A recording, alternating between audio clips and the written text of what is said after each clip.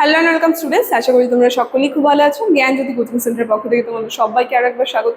তো আমি মিরামা, আমি আজ তোমাদের কোনো টপিক নিয়ে কিন্তু আলোচনা করবো না। তোমাদের যে সিলেবাস আছে সেই সিলেবাস নিয়ে কিন্তু আছে ক্লাসে তোমাদের সঙ্গে আলোচনা, শুধুমাত্র সিলেবাস। ঠিক আছে, তোমরা যারা কোচবিহার পঞ্চানন বা ইউনিভার্সিটির আন্ডারে পড়ছো, তোমাদের 4th সেমিস্টার মেজর 6 যে পেপার বেঙ্গলি সিলেবাস আছে সেই নিয়ে কিন্তু আছে ক্লাসে আমরা তোমাদের সঙ্গে আলোচনা।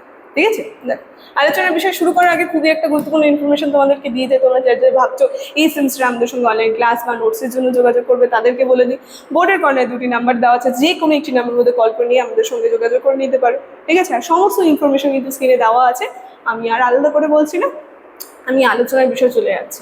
ঠিক আছে,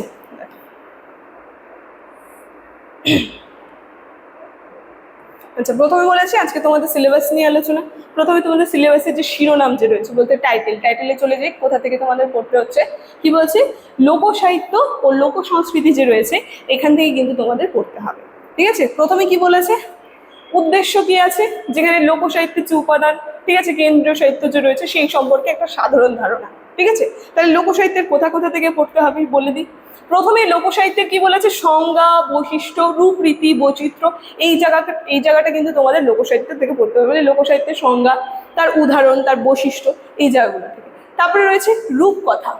রূপকথা থেকে তোমাদের কি পড়তে হবে, ডালিম কুমার ও মন্ত্রীপুত্র, তারপরে নীলকমল আর লাল কমল, তারপরে হচ্ছে মরণ কাঠি, জীবন কাঠি। ঠিক আছে, এইভাবে ঠাকুমার ঝুলি যে রয়েছে এখান থেকে আমরা দেখতে পাচ্ছি এই রূপকথার জায়গাটা কিন্তু তোমাদের পড়তে হবে। তারপরে কি আছে, ব্রত কথা।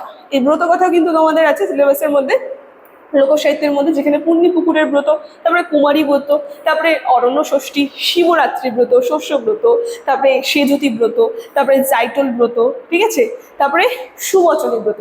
এই ব্রত কথা থেকে এই জায়গাগুলো তোমাদের পড়তে হচ্ছে।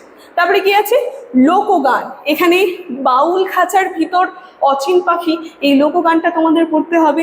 তারপরে কি আছে, হৃদ মাঝারে রাখবো।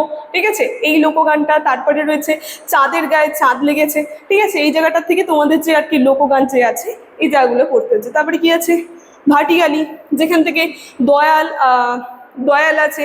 তারপরে আমায় আমায় পারে নিয়ে চলো। ঠিক আছে, প্রেম করিয়া মইলাম সহ বিচ্ছেদের জ্বালায়। ঠিক আছে, এইভাবে কিন্তু তোমাদের যে ভাটিয়ালি জায়গাটা আছে সেখান থেকে কিন্তু পড়তে হচ্ছে।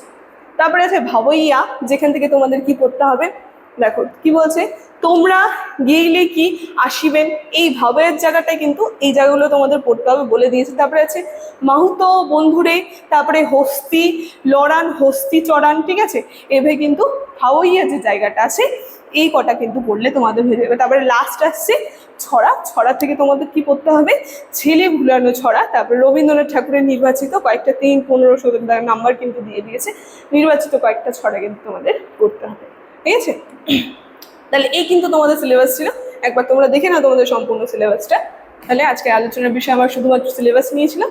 ক্লাসটি শুরু থেকে শেষ অবধি দেখার জন্য থ্যাংক ইউ।